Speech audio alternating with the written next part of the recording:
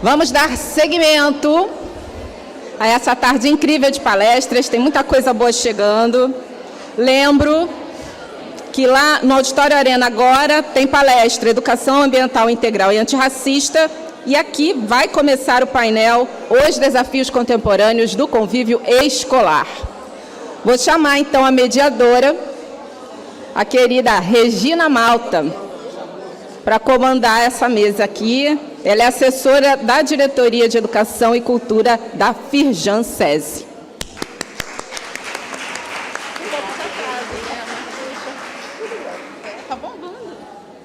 Boa tarde, gente. É um prazer estar aqui. Uma maravilha também suceder, né, a palestra da Bárbara, que nos deixou todos emocionados. Bom, eu sou Regina Malta, sou uma mulher baixinha,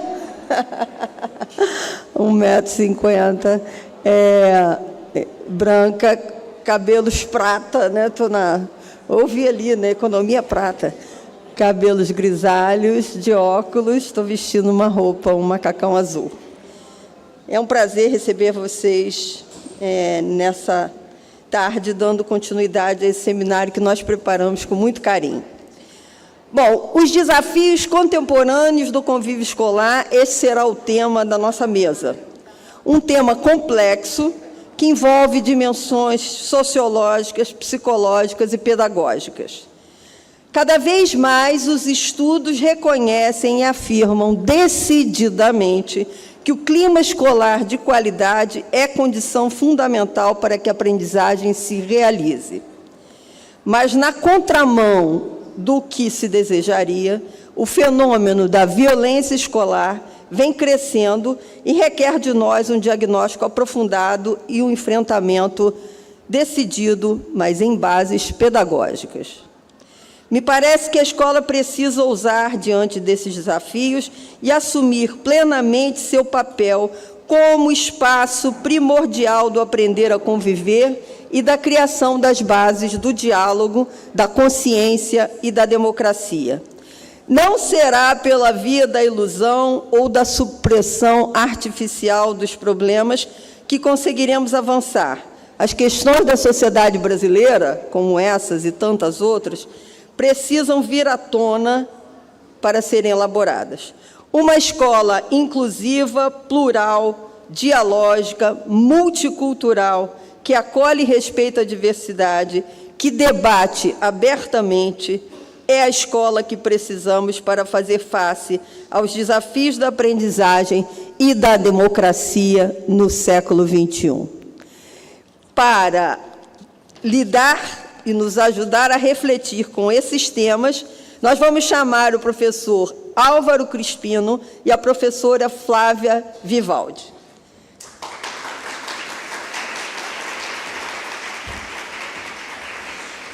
Álvaro Crispino é professor e pesquisador do Cefet-RJ e da Universidade Estácio de Sá. Pesquisa sobre prevenção da violência escolar e mediação do conflito escolar desde 2002, quando publicou seus primeiros artigos e livro. Estuda prevenção da violência escolar, buscando propostas de formação e intervenção na realidade escolar, sempre baseadas na evidência. Flávia Vivaldi, integrante do Grupo de Estudos e Pesquisa em Educação Moral da Unicamp, Unesp, doutora em Educação pela Unicamp, mestre em Psicologia Educacional pela Unicamp, especialista em Relações Interpessoais e Desenvolvimento da Autonomia Moral na Escola pela Unifran, magister em Programas de Intervenção Psicológica e Contextos Educativos pela Faculdade de Psicologia da Universidade Complutense de Madrid. É um prazer enorme receber os professores. Vamos lá, então, para esse debate que promete muita reflexão decidida. Nós estamos todos lidando com essa questão do convívio escolar e vamos aprender muito hoje à tarde com os professores. Já agradeço antecipadamente. Professor?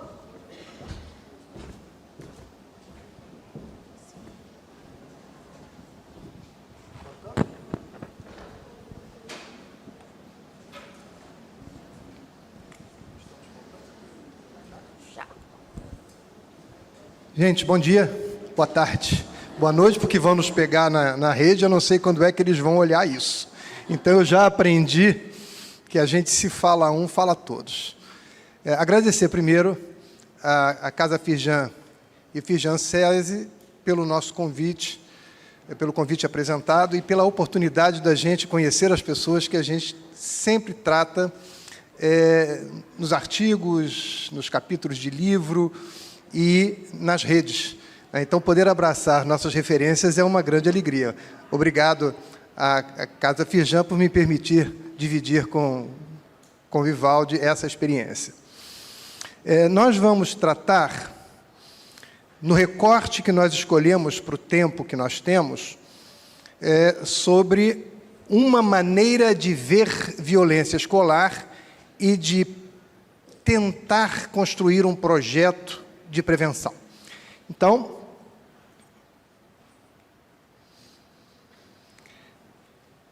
a primeira diferenciação que a gente tem que fazer são as categorias. Nós não somos escravos das categorias, mas elas nos ajudam a organizar a cabeça. Então, essa categoria, por exemplo, ela é muito interessante para organizar. Violência da escola. A gente está acostumado a falar naquele lá... Eita, isso não vai dar certo. Violência na escola. Acontece na escola, vem da escola, a escola como palco de violência. E a gente fala do bullying, a gente fala dos preconceitos, a gente fala do racismo, e aqui falando do racismo de forma mais atenuada, porque depois a gente vai tratá-lo como crime de racismo, que é o que ele é na verdade, mas é uma manifestação de violência. Mas a gente não fala da violência da escola, que é aquela violência simbólica. A violência da escola está contida nos regimentos, está contido nas regras unilaterais, está contido na infraestrutura que não atende à diversidade, que segrega determinado tipo de aluno ou mesmo de professor ou de famílias. A gente vai falar, e é bastante conhecido, violência contra a escola. É aquela violência contra o patrimônio, aquela violência de quem em algum momento se sente tão atingido que ele necessita, de alguma forma, se contrapor à situação estabelecida. Aí é o caso da violência patrimonial, são as pichações, o caso dos furtos, o caso das escolas que são assaltadas ou são furtadas durante o fim de semana, e quando nós somos chamados a fazer visitas e intervenções, em geral nos chamam para fazer visitas em situação de crise.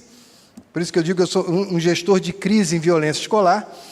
A gente entra na escola que foi furtada. Vamos lá, vamos ver. E a escola está toda pichada. Aí você pede para ir ao banheiro. Eu quero ir ao banheiro. O banheiro dos professores é ali. Eu falei assim, não, eu quero ir no banheiro dos alunos. Já está mais perto aqui, né? Porque eu quero ver como eles são tratados. Aí quando a gente entra, caso concreto, tinha lá um único vaso quebrado. Eu falei, Aí voltei, falei assim, eu vi um vaso quebrado no banheiro dos alunos. Professor, nem lhe conto. Eu falei, então me conte, eu quero saber. Esse é o terceiro vaso que nós colocamos e eles quebram. Eu falei, como é que foi isso? Ele falou, nós quebraram o primeiro vaso. Eu falei, Aí a gente colocou o segundo vaso. Eu falei, Aí eles quebraram o segundo vaso. Eu falei, Aí eles quebraram o terceiro vaso. E aí nós não colocamos mais. Eu falei, nossa, não passou pela cabeça de ninguém entender que é o único vaso, se as crianças estão quebrando o único vaso que eles usam, alguma coisa há por trás. Algum dos adultos presentes se deu ao trabalho de perguntar aos alunos ou de tentar entender por que é que eles quebraram um único vaso que eles usam 3 vezes? Porque isso, na verdade, é uma mensagem subliminar, nem subliminar, é uma mensagem direta de que alguma coisa não vai bem. E as escolas que são furtadas, em geral, são aquelas escolas sem sensação de pertencimento à comunidade em que elas estão inseridas. Então, quando a gente vai visitar essas escolas, cuja merenda foi furtada, as câmeras foram furtadas, as cadeiras foram depredadas no exercício de revolta, e a gente pergunta, como é a relação de vocês com a comunidade? Muito ruim. A gente nem mais se dá o trabalho de reunir a comunidade. Eu falei, tá aí a explicação. Então, violência da escola, violência na escola, violência contra a escola. E nós estamos, desde 2019, já publicamos um artigo sobre isso, categorizando violência no entorno da escola. Que aqui no Rio, infelizmente, tornou-se um evento quase que corriqueiro. É aquele lugar, é aquela escola que está inserida num território dominado ou pelo tráfico ou dominado pelas milícias, e nós estamos em torno de 2/3 do território do Rio de Janeiro dominado por tráfico ou milícia, e nós temos esses episódios todos os dias. Esse tipo de violência dos territórios dominados nos obrigou, e a mim especialmente, a procurar outros referenciais teóricos. Então, a partir disso, a gente foi procurar referenciais teóricos na Colômbia, porque eles, nos exercícios das Farc, vivem isso há décadas. Nós fomos procurar os autores que falam de violência em territórios no País Basco, no exercício sistemático da independência, conforme eles querem. Então, nós tivemos que procurar outros espaços de aprendizado com colegas da área que pudessem nos ensinar, ou pelo menos sinalizar coisas que nós precisamos considerar. Esse é um desenho simples, mas é feito para ser simples, para que o desenho não seja o nosso foco, e sim a ideia. Violência escolar é um tema complexo. Então, por favor, ninguém diga que violência escolar é um fato, que ela acontece, é um fato, é assim mesmo. Não é uma coisa simples. É uma coisa complexa. E se não for visto como coisa complexa, nós não temos a menor possibilidade de apresentar propostas de superação dos problemas. Então, é um tema complexo que envolve minimamente escola, família e sociedade. Eu sou da escola, mas para que eu possa trabalhar isso, eu preciso ter uma interação social. Eu preciso ter uma interação familiar. Bárbara falou aqui antes da manifestação de um fato na escola em que a família, de alguma forma, concordava com a mesma coisa que a criança havia feito. E nós nem combinamos. Não faz parte da formação comum dos educadores. Eu não conheço,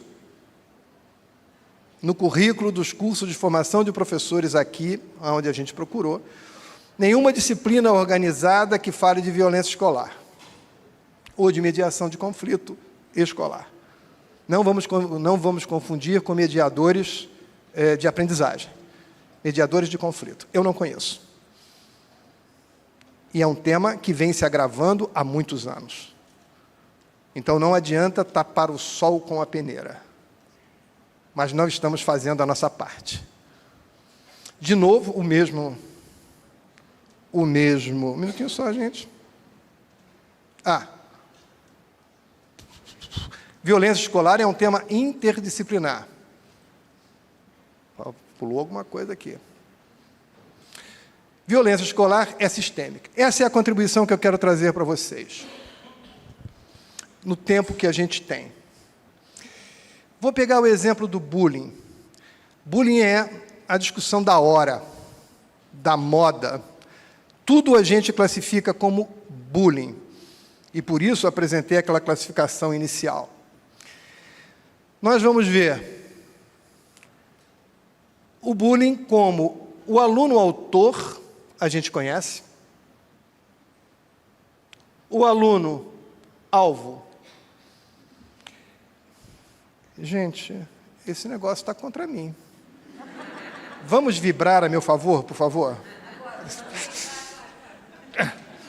Vibrando. Ele já pulou um ali que eu fiz de conta que não percebi, mas eu percebi. Então, o aluno autor e o aluno alvo. Começa pela palavra. Em geral, nós falamos assim, o agressor e a vítima.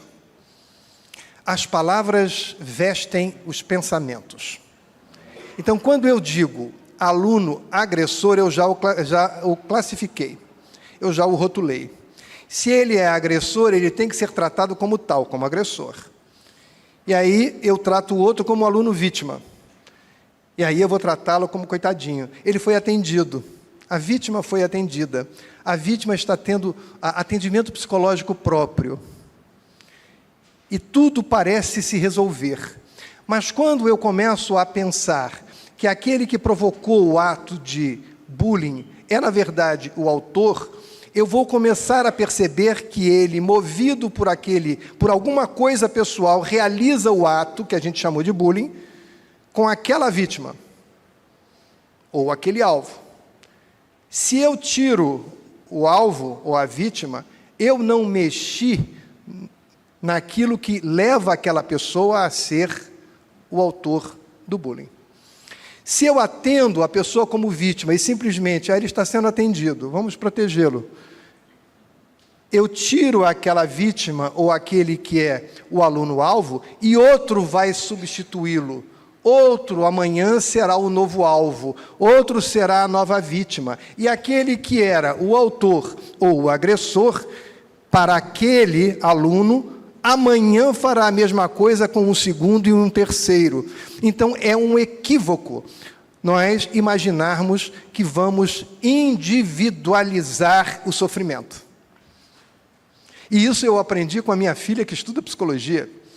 Eu disse a ela que toda vez que eu dissesse essa expressão, eu ia dar o crédito a ela. E eu estou dando crédito, está aí registrado. Ela me pediu para ler um trabalho. Pai, vê se esse negócio aí está certo. Me pediu uma correlação de 2 pontos lá, vê se a ponte está certa. Eu falei, é para já. E ela usava esse termo, e era o termo que eu precisava para, tecnicamente, reconhecer uma ideia que a gente vem defendendo há muitos anos. Eu falei, minha filha, que bom que você me ajudou. Individualização do sofrimento. Então, a gente individualiza. É um caso de bullying, quem é a vítima, quem é o autor. Separa os dois e acabou. Um é tratado desse jeito, o outro é tratado de outro jeito. O outro entra na violência da escola. Ele é retirado de sala de aula, primeiro, depois vem, eu não me lembro, retira de sala de aula e depois advertência, e não me lembro. O terceiro é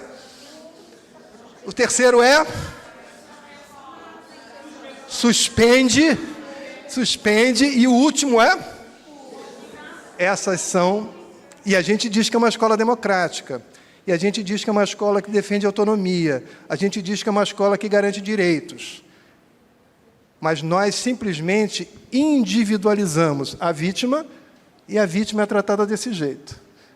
Aí os jornais dizem assim, está tendo atendimento psicológico. Mas o conjunto do aluno que, de alguma forma, faz com que ele seja o alvo dos outros, não é discutida. E o agressor, que a gente chama de aluno-autor, por que é que ele é o aluno-autor? O que o move? Por que ele realiza aquele tipo de coisa? Isto é olhar para o aluno como sujeito de direitos da educação. Isso é contribuir com o crescimento individual dele. Não é puni-lo, porque uma escola punitiva nós temos há séculos. E a escola punitiva que temos há século oferece para nós o que nós já conhecemos na sociedade. Não deu certo. A escola punitiva não deu certo. Aí vamos dizer, mas é o que a gente sabe fazer. Esse é um problema nosso, porque nós é que somos os adultos.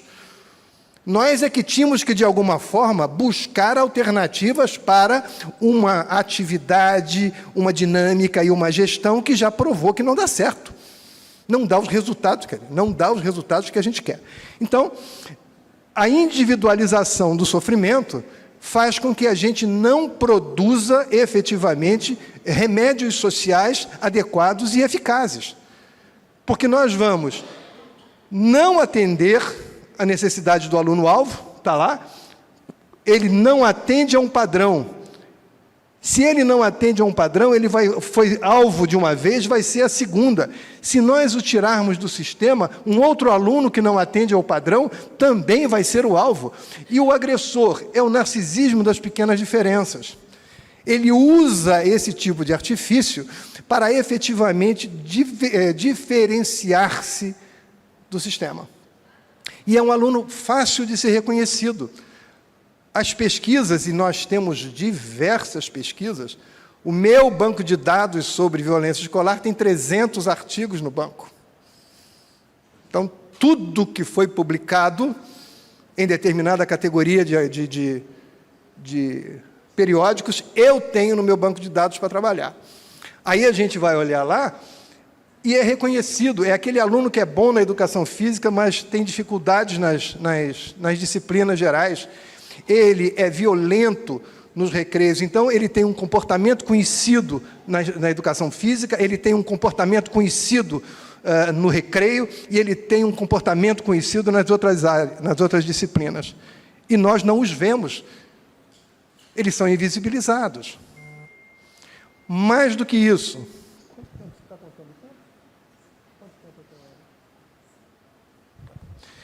a maior pesquisa, e eu penso que a primeira, sobre bullying, foi feita no Rio de Janeiro, aqui, pelo Aramis Lopes e pela Helena Saavedra.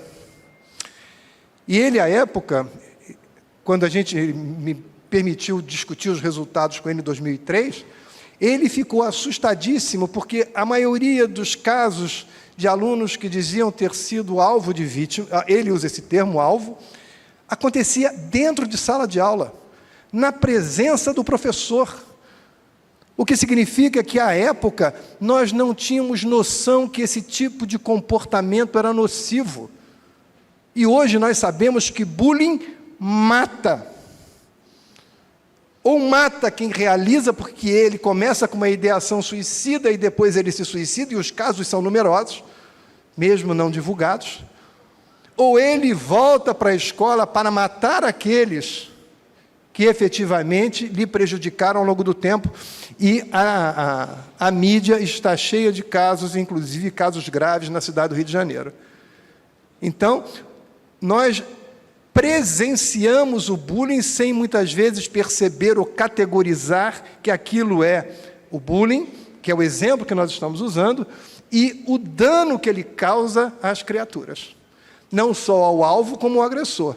E uma terceira parte que a gente não considera, as testemunhas. As testemunhas. Se eu tiro as testemunhas, não há bullying.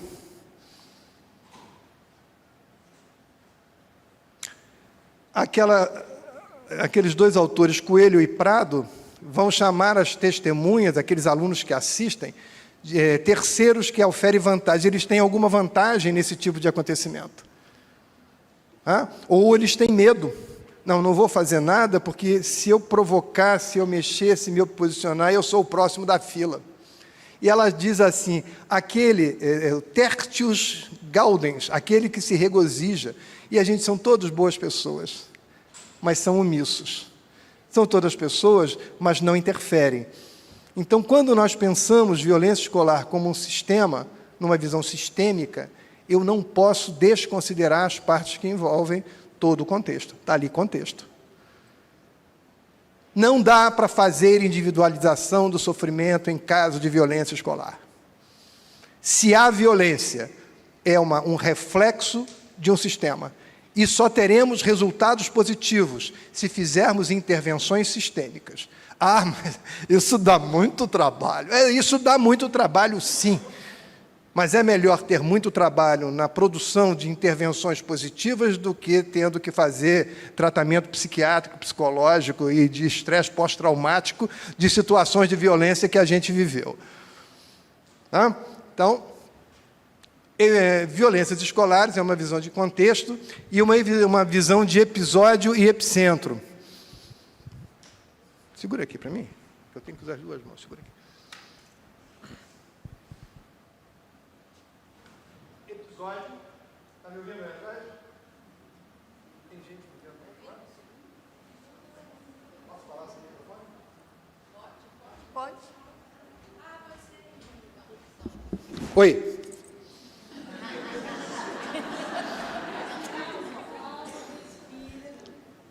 É tempo, ela está contando meu tempo. Episódio, estou olhando para o episódio. Resolve o episódio. Pune a vítima, pune o autor. Quando a gente vê violência escolar como sistema, eu vejo o episódio. E eu faço assim, a minha cabeça, eu vejo o epicentro. É que nem terremoto. O terremoto aparece num ponto, mas aí vêm os especialistas e dizem: o epicentro do terremoto foi em tal lugar. Episódios, epicentro. Se eu penso violência como sistema, eu olho para o episódio, mas eu olho por trás dele para saber aonde está e quais são as características do epicentro. Sem isso, eu faço atividade pontual, e no bom português, eu enxugo gelo e aumento as estatísticas dizendo que eu fiz alguma coisa.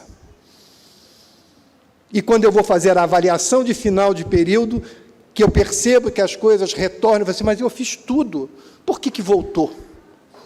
Por que voltou? Tá? Então, episódio e epicentro. Olha para o episódio. Vocês podiam tentar fazer isso aí, hein? Ó, olha aí, olha aí. É isso, todo mundo, vamos lá. Episódio.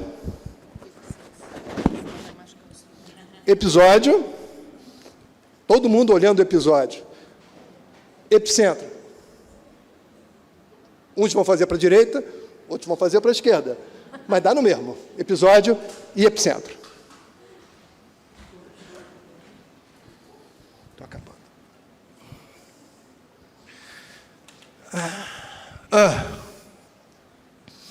Se nós tivéssemos 1 hora para falar, a gente mostraria em detalhes o que a gente pode ver nisso daí. Quais são os locais, primeira coluna, as pessoas envolvidas, alunos, professores, funcionários, responsáveis, adultos de confiança designado. Essa é uma coisa tão potente e tão simples de ser identificado nas escolas, de uma potência de intervenção positiva incrível. É aquele adulto que as crianças elegem como seu ponto de contato, é aqueles a quem eles procuram naturalmente e que nem sempre está na gestão. E ele não é designado pelo gestor, ele é designado, ele é indicado, ele é alçado a essa posição pela comunidade escolar. Então, quando nós descobrimos quem é o adulto designado daquela comunidade, ele passa a ser um interlocutor importante, porque ele é o ponto de escuta dos alunos. É a quem os alunos buscam, é a quem os alunos falam, é com quem os alunos trocam. E se ele está bem preparado, ele pode ser o interlocutor junto àqueles grupos e pessoas que têm a possibilidade de fazer intervenções em tempo ideal. Né? Os perfis autor, alvo, testemunhas e combinações, já estou usando autor e alvo. Tipo de violência simbólica, física, psicológica, violência patrimonial, bullying. Botei bullying aí porque é uma coisa que está na moda, né? Caráter não delituoso, a gravidade.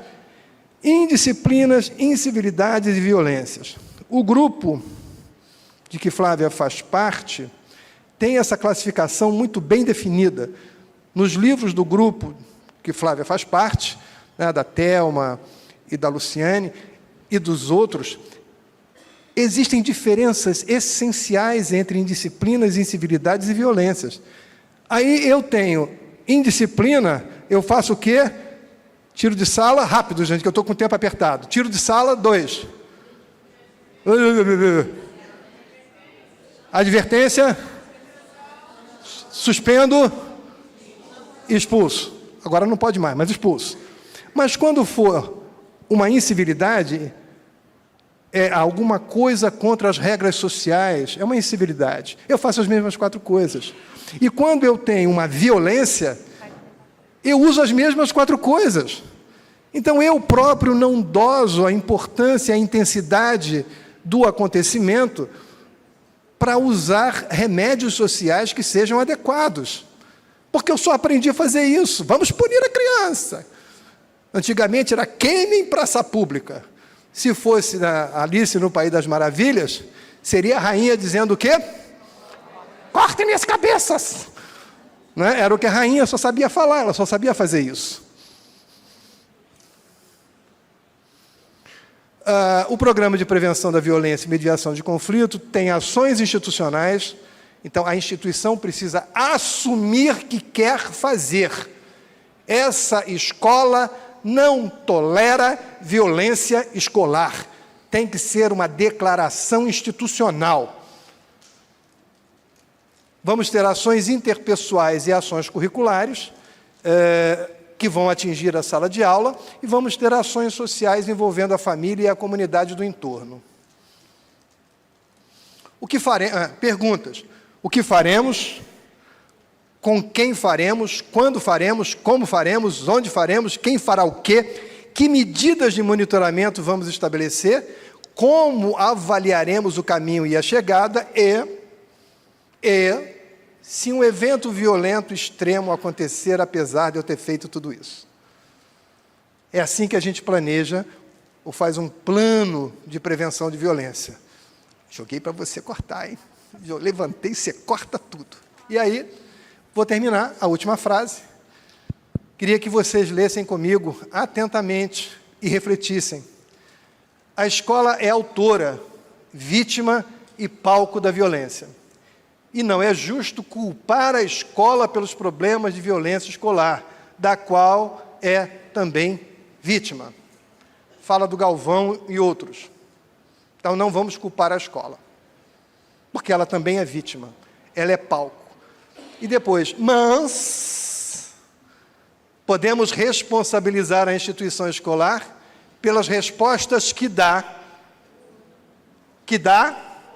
ou não a estes problemas. Essa é de cabaleiro. Referências? Muito obrigado.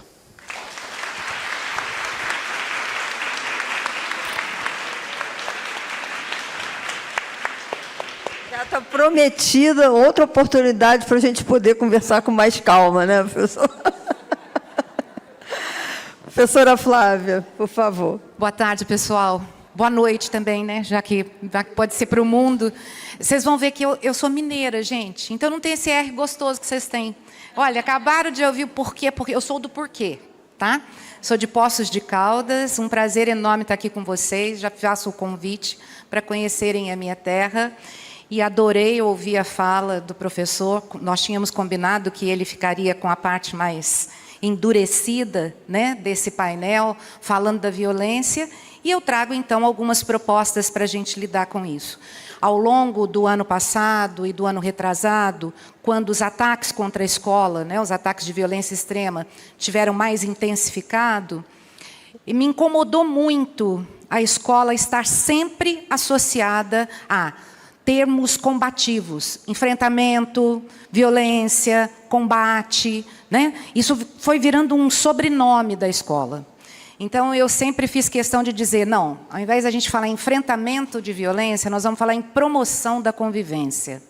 A convivência como fator de desenvolvimento. A convivência como algo que precisa ser intencionalmente planejado.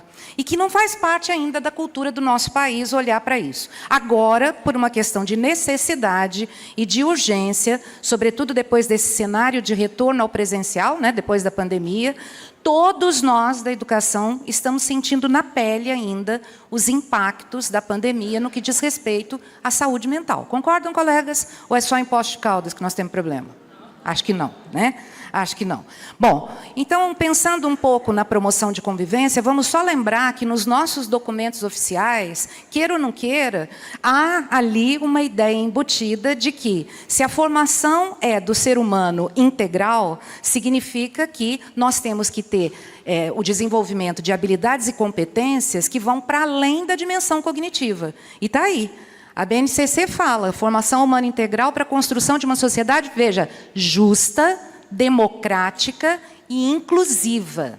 E aí, quando começa a falar sobre quais habilidades, né, a gente precisa desenvolver, olha lá, empatia, diálogo, resolução de conflitos, cooperação, acolher a diversidade e valorizar a diversidade, trabalhar com a coletividade na qual deve se comprometer. Lindo, maravilhoso. Na prática, a gente não sabe o que fazer. Por quê? Porque na formação, na nossa formação inicial, nós nunca estudamos nada disso. Nunca estudamos nada disso. E aí a primeira coisa que eu digo para vocês é que todas as habilidades e competências que são necessárias para que as relações sociais sejam éticas e justas, elas só são desenvolvidas em situações que elas se tornam necessárias.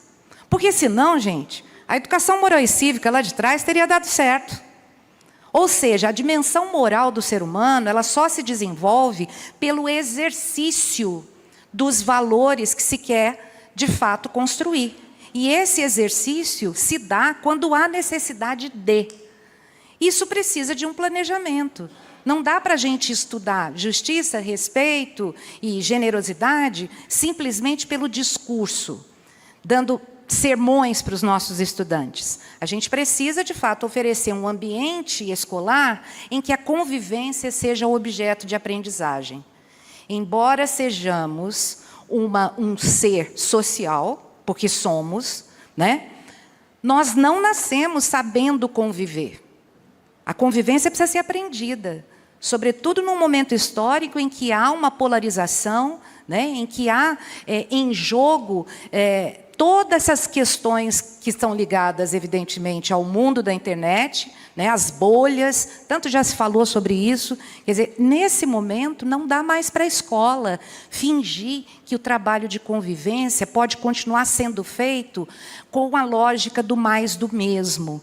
A gente faz mais do mesmo, que é advertência oral, advertência por escrito, suspensão de 2, 3, 5, né, porque depende do grau da intensidade, da gravidade. A gente faz isso porque foi isso que fizeram conosco. Então, a lógica é você repetir aquilo que você teve. E como não estudamos outra forma, não conhecemos outra forma, a gente faz mais do mesmo, né? E o nosso cenário tem sido muito desafiador. Quando a gente propõe a discussão da convivência como objeto de aprendizagem, nós estamos querendo refletir sobre que sociedade a gente quer para um futuro próximo. Quem é o sujeito que a gente está ajudando a formar? Vamos recapitular que a função social da escola é devolver para a sociedade um ser humano melhor do que muitos que estão por aí. E não potencializar as desigualdades. E muitas vezes a nossa escola potencializa as desigualdades, né? Quando ela continua trabalhando com essa lógica da exclusão, com essa lógica punitiva. Então, olhando para isso, e aí muito rapidamente, o professor falou agora mesmo, nosso grupo trabalha com essa ideia, né, de estudar os diferentes problemas de convivência. Muito rapidamente, só para que a gente saiba que há diferença de natureza mesmo, diferenças estruturais. Vejam que as bolinhas verdes desse diagrama, elas fazem parte dos conflitos, dos problemas que a gente tem no dia a dia, mas que se manifestam de forma a perturbar, a desorganizar o ambiente de aprendizagem. E aí sim, estão as incivilidades, estão as indisciplinas, né? Estão as transgressões. Olha, transgressão tem a ver com ruptura de regra. Regra que às vezes são necessárias e justas, tá? Mas a natureza das manifestações perturbadoras é muito diferente da natureza ou das naturezas das manifestações violentas e agressivas. E aí sim a gente tem as violências duras, né, que são aquelas que ferem o Código Penal. Nós temos as cyberagressões, eu nem falo em cyberbullying, porque nós temos inúmeros outros tipos de agressões virtuais. Nós temos o bullying e temos, evidentemente, as violências estruturais que vão permeando todas essas situações. Então, hoje a gente corre o risco de uma incivilidade se tornar uma violência, escalar para uma violência, quando ela traz um conteúdo racista, quando ela traz um conteúdo capacitista, né, que são as violências que estão aí. Ocorre que quando a escola trata tudo igual, como o próprio professor falou antes de mim, ela acaba endossando e potencializando a violência da escola. Isso é importante a gente saber. Mesmo que não seja a nossa intenção, quando não sabemos diferenciar e não sabemos lidar com as situações que são corriqueiras, que são do nosso dia a dia, e a gente acaba apelando para um modelo punitivo que é o nosso referencial, a gente corre o risco de tornar a situação ainda mais grave, né? Então, Tivemos agora, recentemente, há 15 dias atrás, uma colega do nosso grupo de pesquisa defendeu a sua dissertação de mestrado e a pesquisa dela foi o mapeamento dos ataques de violência extrema contra a escola cometidos por estudantes e ex-estudantes. Então, não entraram na pesquisa os adultos, né? Então, aquele caso terrível daquela creche em Blumenau, por exemplo, não entra nesse mapeamento. E ao estudar todos os 40 ataques desde 2001 até junho desse ano, né, ocorridos no Brasil, protagonizados por estudantes ou ex-estudantes, existem algumas características que são importantes da gente trazer. E uma delas é, todos, sem exceção, falam num tipo de sofrimento vivido na escola. E onde eles se encontraram, onde eles encontraram um sentimento de pertencimento que é altamente necessário da gente ajudar a construir nas nossas relações diárias, nas comunidades mórbidas da internet, onde eles beberam, as fontes onde eles beberam, onde eles conseguiam armas, onde eles conseguiam até receita de coquetel Molotov, né? Mas esse não é o nosso foco.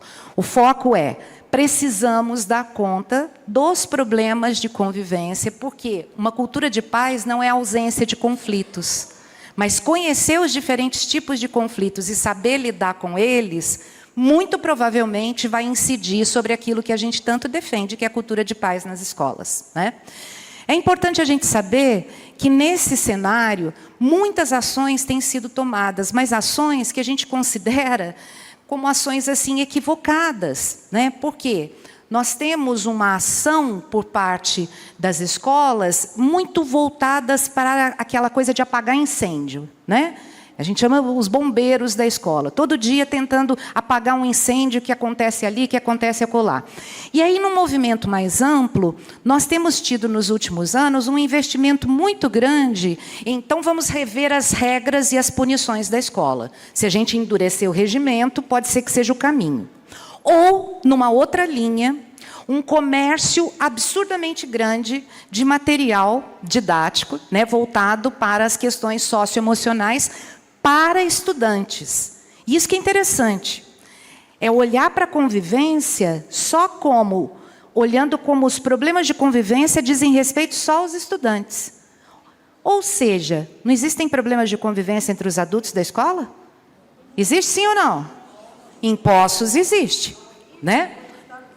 A origem pode estar nos adultos, na maioria das vezes. Mas vocês sabem, os programas de socioemocionais são voltados para os estudantes. É como se a gente tivesse a ideia assim, se a gente trabalhar com essas questões que são importantes, mas não são suficientes, porque convivência diz respeito a toda a comunidade escolar. É um processo de corresponsabilização que precisa envolver a todos e todas que daquela comunidade fazem parte. Mas, quando a gente trabalha com as urgências do dia a dia, não dá tempo para a gente trabalhar com aquilo que é importante. Isso para a nossa vida, né, gente? Se a gente lida só com as nossas urgências, aquilo que é importante para a nossa saúde física e mental acaba ficando de lado, né? E na escola acontece mais ou menos essa mesma lógica. Bom, já há alguns anos, o nosso grupo de pesquisa, o ano que vem faz 20 anos, né? A gente vem trabalhando com essa temática, mas a gente não defende uma convivência qualquer. Nós defendemos uma convivência que seja promotora do desenvolvimento, sobretudo do desenvolvimento da autonomia. E aí eu quero fazer um parêntese, porque hoje de manhã, ouvindo a fala do Eduardo, ele traz um conceito de autonomia, que a gente encontra sim, mas que é diferente do conceito que nós adotamos, que vem da psicologia moral. Quando a gente fala em autonomia moral, nós estamos falando na capacidade do ser humano de fazer boas escolhas, escolhas balizadas nos valores morais, escolhas que sejam boas para si e para o coletivo. Então, não é algo que te traga uma sensação de individualismo, é algo que te traz o compromisso com o coletivo. E todos os PPPs com os quais eu trabalho, uma das primeiras coisas que a gente faz na escola é conhecer o PPP, né? É conhecer o PPP da escola e, invariavelmente, tem lá um objetivo que é formar para a autonomia. Ocorre que, não é qualquer tipo de convivência que promove a autonomia. A convivência de um ambiente punitivo, que é uma convivência autoritária, jamais vai trabalhar a favor da autonomia. Jamais, porque a autonomia precisa de momentos de autorregulação e não de regulação externa o tempo todo, que é a punição, né? Então, isso é importante a gente saber. Portanto, nós defendemos uma convivência que seja ética, e quando a gente fala em convivência ética, nós estamos falando naquela que é balizada pelos valores morais, e defendemos a convivência que seja democrática. Por quê? Porque queremos práticas na escola que sejam pautadas no diálogo, nas ações sociais, na cooperação, na equidade. Isso precisa ser uma realidade. Isso não pode continuar sendo discurso e nem só estar presente em todos os documentos, né? Desde a Constituição até a nossa Lei Maior da Educação, se fala em gestão democrática, se fala em ter um ambiente democrático dentro da escola, né? Por isso, a nossa sempre rusga em relação à ideia de militarização da educação pública. Isso não conversa nem do ponto de vista jurídico, muito menos do ponto de vista daquilo que se defende como gestão democrática da educação pública, né? Bom, olhando para os modelos de gestão da convivência, claro que eu não vou ficar falando de um por um, mas é legal vocês olharem, até para poder fazer o exercício de olhar para a sua realidade e fazer uma comparação. Será que quando acontecem os conflitos na minha escola, né, no que diz respeito ao momento de atuação, a minha escola trabalha só quando os fatos acontecem e, portanto, é uma reação? Ou será que ela trabalha numa perspectiva de antes dos fatos, com base na prevenção? E por aí vai. Será que o objetivo dessa atuação frente aos conflitos é um objetivo de controle do alunado? Olha o regulador externo. Ou será que os nossos objetivos são de formação, de empoderamento, de ativar a autorregulação dos nossos estudantes? Será que o conteúdo principal, quando se fala em lidar com a convivência, diz respeito às regras e sanções, né, aos regimentos escolares? Ou será que o conteúdo que a nossa escola trabalha no que diz respeito à convivência é o desenvolvimento de competências, habilidades e valores? Então, essa tabelinha é uma tabelinha bem didática, porque ela mostra que existem dois modelos de gestão da convivência. Um modelo reativo e um modelo proativo. Claro que aqui a gente está defendendo o proativo. Para a gente lidar com todas as violências com as quais a gente se depara na sociedade e que, evidentemente, estão representadas na nossa escola, não dá para a gente continuar vestindo a roupa de bombeiro. Nós precisamos fazer algo antes. Ah, mas e aí vai minimizar a ponto de não acontecer mais? Claro que não, gente. Claro que não, porque nós estamos falando de um ambiente em que as diferenças se encontram. Um ambiente em que toda a diversidade da sociedade está ali representada. Então, é evidente que os conflitos e que os problemas vão acontecer, mas saber lidar com eles e preparar um ambiente em que cada vez mais eles se tornam menos graves é o nosso desejo maior. E aí o professor já antecipou. Um trabalho de convivência na escola precisa, sim, precisa considerar vias de atuações que didaticamente a gente separa em três, mas que se interrelacionam.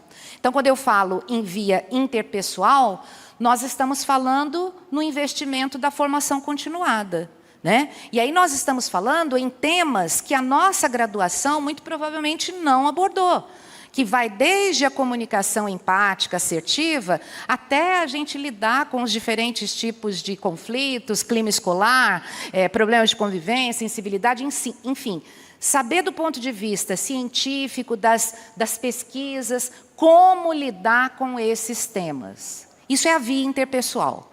Só para professor que tem que dar formação? Não.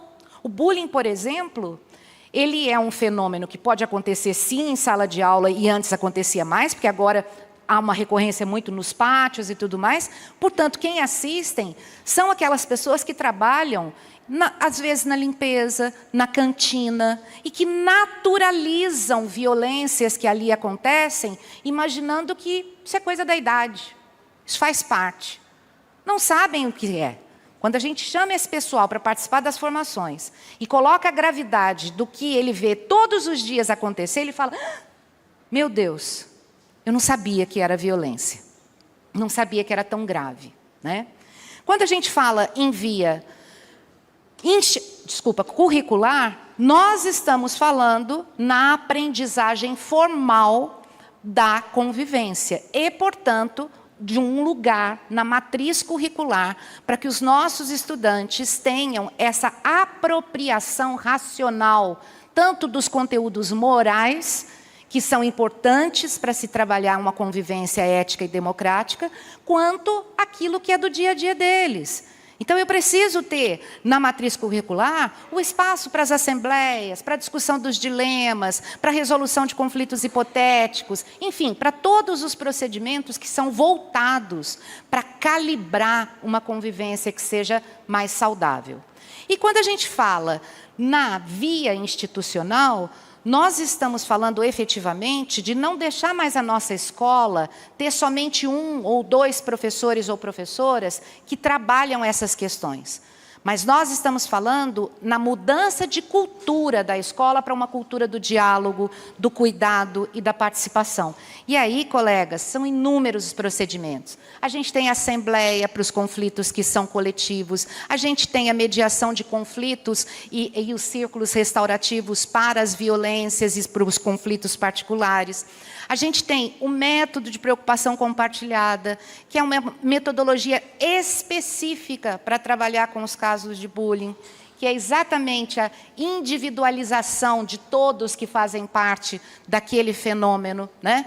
Nós temos os inúmeras possibilidades de protagonismo, né? Grêmios, movimentos autônomos, equipes de ajuda. No Brasil, as equipes de ajuda têm ganho uma potência maior. Temos escolas do Rio que já adotaram.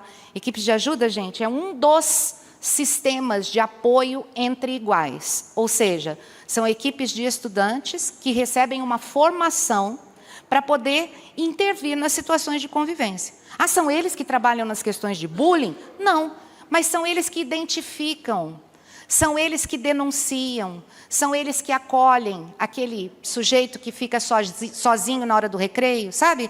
Aquele que anda para lá, não tem um grupo, quer participar de alguma brincadeira, de algum jogo e não consegue.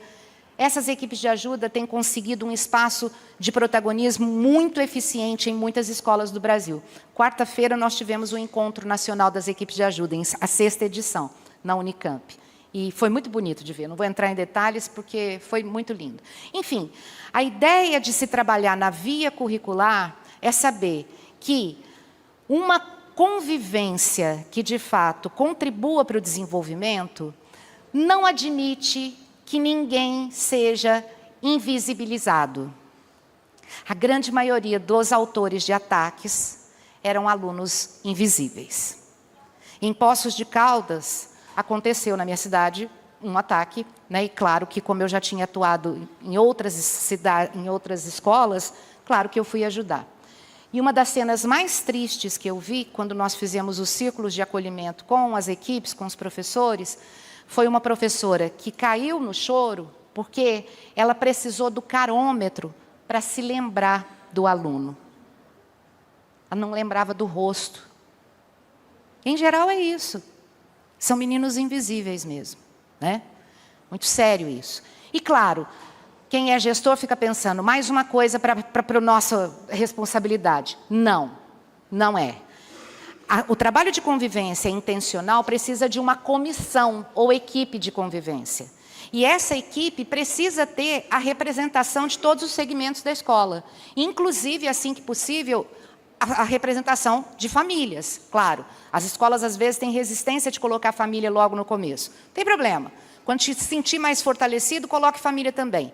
Mas é essa comissão que vai, de fato, protagonizar, que vai sensibilizar, que vai revisar as regras da escola, que vai propor as ações, que vai atuar de forma mais efetiva no planejamento da convivência da comunidade. Tá? Bom, existem países, né, tanto daqui da nossa região da América do Sul, quanto da Europa, em que o plano de convivência é uma política pública. Eu estive secretária de Educação do meu município, né, de Poços de Caldas, e durante um período, e chegamos a fazer o projeto de lei, eu fiz a formação da rede, estávamos com o plano de convivência já encaminhado nas escolas, e acreditem se quiser, né, faltando uma semana para a gente votar o projeto de lei, que certamente passaria, o prefeito fez adesão à escola cívico-militar. E aí, claro, que eu pedi a exoneração, né? Então, não tivemos condições de efetivar esse trabalho no nosso município. Seria o primeiro município do país a ter esse trabalho como política pública. Agora, o nosso grupo vem trabalhando com redes e não mais com escola. Então, hoje nós temos o compromisso com a rede municipal de São Paulo e com a rede municipal de Vitória, num outro modelo. Mas é importante a gente saber que, para um trabalho de convivência, é bom a gente revisitar o significado do PPP. Tá? Vamos lembrar, o primeiro P, projeto, tem começo, meio e fim. O terceiro P, pedagógico, diz respeito a tudo aquilo que a gente faz na escola do ponto de vista educativo, certo? Que tem uma perspectiva pedagógica. Mas quando a gente fala do segundo P, que é a dimensão do político, a única coisa que as escolas têm é o regimento. Só. Desafio aqui, vocês me mostrarem ações planejadas da escola que incidam sobre o segundo P. É aí que entra o plano de convivência. É aí que deve entrar todo o nosso investimento para qualificar as relações que ali acontecem. Tentando entender que essa função social de devolver para a sociedade seres humanos melhores precisa desse movimento de tornar a escola um espaço emancipatório. Isso é fundamental. E é o segundo P que pode fazer isso. Tá? Deixo aqui para vocês 2 referências. Esse foi o documento que a gente elaborou quando eu estava secretária. O segundo capítulo, acho que é o terceiro, é sobre o plano de convivência. Vou deixar o link e vocês podem acessar esse material.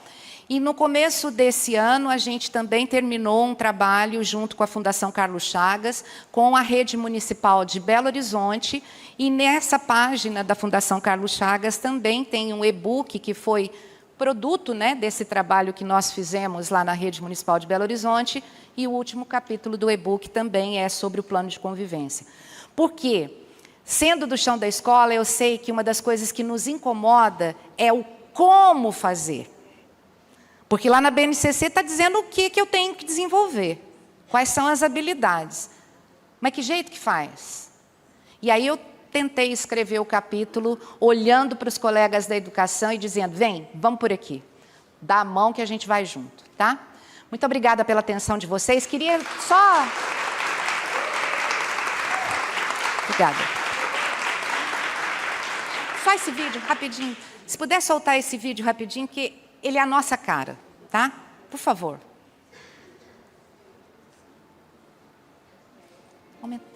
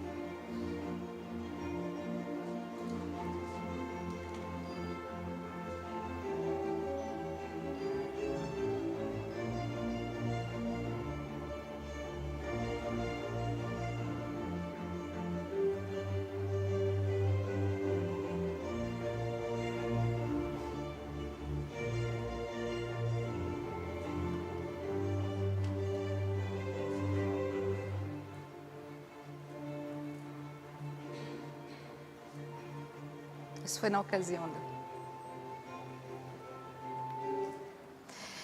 É isso. Obrigada, gente. Obrigada. Nossa, esse vídeo, né, gente? Onde, se não na escola? É o que eu penso exatamente, e que a gente deixe, né, essas nossas tensões também emergirem e que a gente possa trabalhar para se civilizar e para se desenvolver humanamente. Esse país está no divã, né? É hora da gente avançar nos nossos relacionamentos e na nossa construção de uma sociedade mais justa. Então, vamos ter ainda 2 perguntinhas. Eu acho que a gente consegue, a gente merece, que teve um atrasinho no início, né? Então, vamos passar, por favor, 2 perguntinhas, vamos passar as perguntas direto e aí a gente passa para o pessoal responder. Isso aí, a gente vai dar mais 5 minutos para vocês. 5. Oi, boa tarde, eu sou a Sara. Foi muito pertinente tudo que vocês trouxeram, né, e o quanto a gente está precisando aprender a conviver. E essa semana foi vinculado aí nas principais mídias uma cena de uma escola, inclusive particular, e por isso chegou às principais mídias, de uma professora que amarrou uma criança à cadeira. E aí, quando se chega à mídia, já se chega com um olhar, né, que é o olhar julgador sobre o agressor, né, e a vítima, claro, essa criança é uma vítima, a família, mas já com um olhar sem que se desse chance desse agressor se pronunciar, se é que, né, mas e pouco se discute as situações que levaram, porque com certeza muitas coisas aconteceram antes desse momento. E aí a minha pergunta é: estamos vivendo uma sociedade que agora, graças a Deus, falamos de comunicação, falamos de disciplina positivas e estamos tentando resgatar uma cultura de violência, né? Porém, não queremos abrir mão, enquanto sociedade, aí eu falo de família, falo de governo, dos nossos números. Então, as escolas particulares não querem perder né, os alunos, os pais querem notas, e aí a minha pergunta é: que medidas nós podemos tomar, enquanto sociedade e família, para sinalizar para a sociedade e para a família que precisamos dar tempo para que a escola seja humana e desvincule os números para que a gente seja menos violento?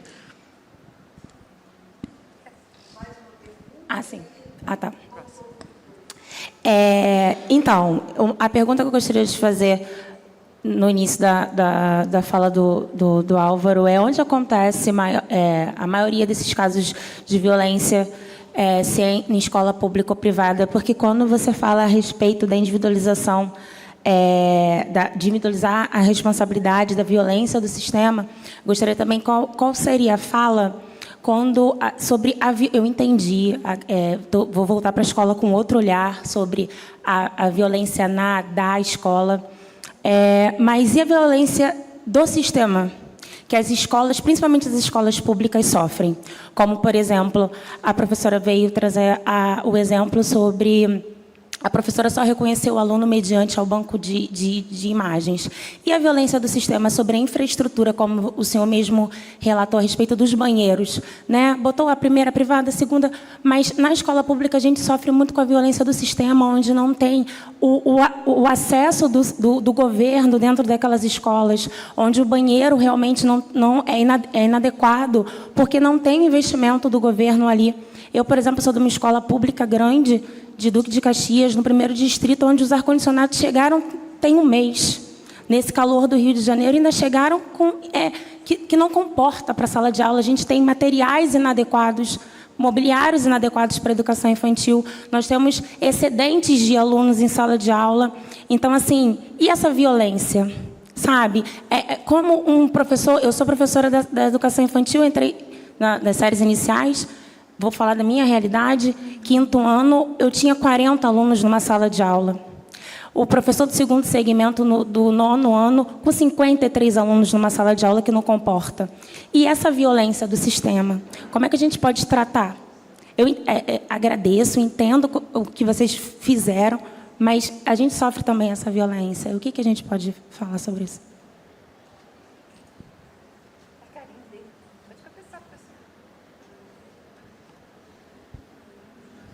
Como é que é seu nome? Silvia, você está coberta de razão. Não é o nosso tema hoje, né? Mas nós temos sistemas educacionais que trabalham em cima de métricas. Números, números, números. E aí, antes era o SAEB, agora é o IDEB, é a Prova Brasil, e eu já vivenciei pais no Fundo 1, querendo saber da escola qual foi o resultado dela no Enem. A criança estava no Fundo 1, ele quer saber do Enem. Eu falei, gente, alto lá, peraí. Eu era pai nesse dia, né? Então, na verdade, nós temos uma grande... Escolhi as palavras, está gravando isso, né? Essa é uma discussão de política, né? Quando eu dou aula de políticas educacionais, eu não gravo, porque aí a gente pode ficar mais à vontade e você sabe disso, né? Tem alunos nossos aqui de políticas. Mas, na verdade, a gente tem uma grande ineficiência, ineficácia e inefetividade dos sistemas públicos, que não se profissionalizam, né, os sistemas educacionais, porque são fragmentados, porque alcançam muitas pessoas, muitas comunidades e muitos territórios, eles são politizados. E aí, na verdade, se tem decisões que não são decisões que qualificam o processo de aprendizagem. A preocupação, a prioridade não é o aluno e também, muitas vezes, não é o professor.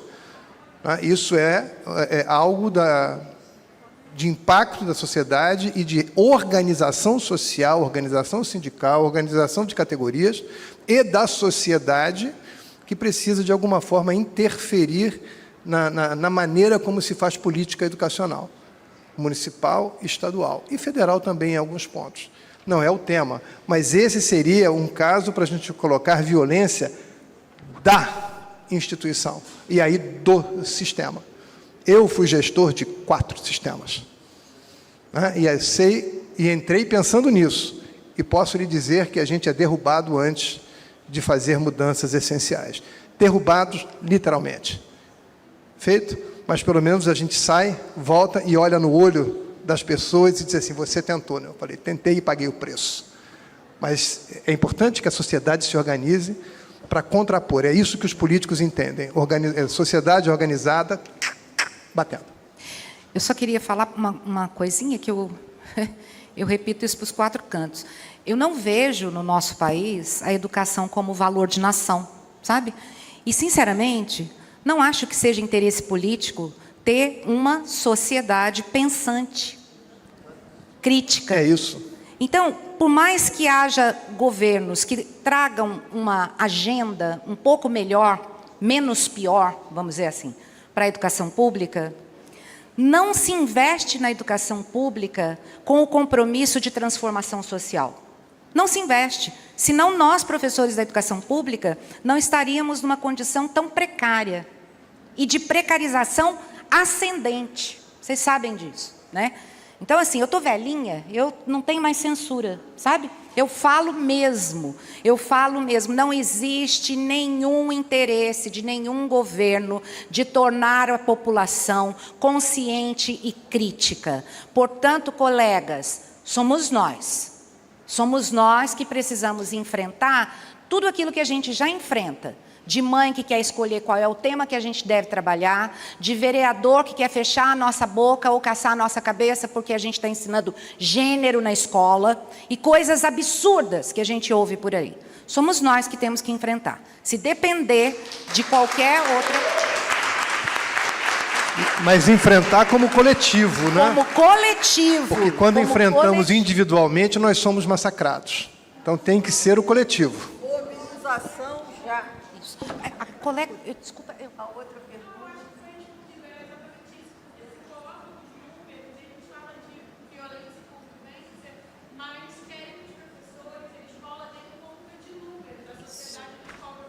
Exato.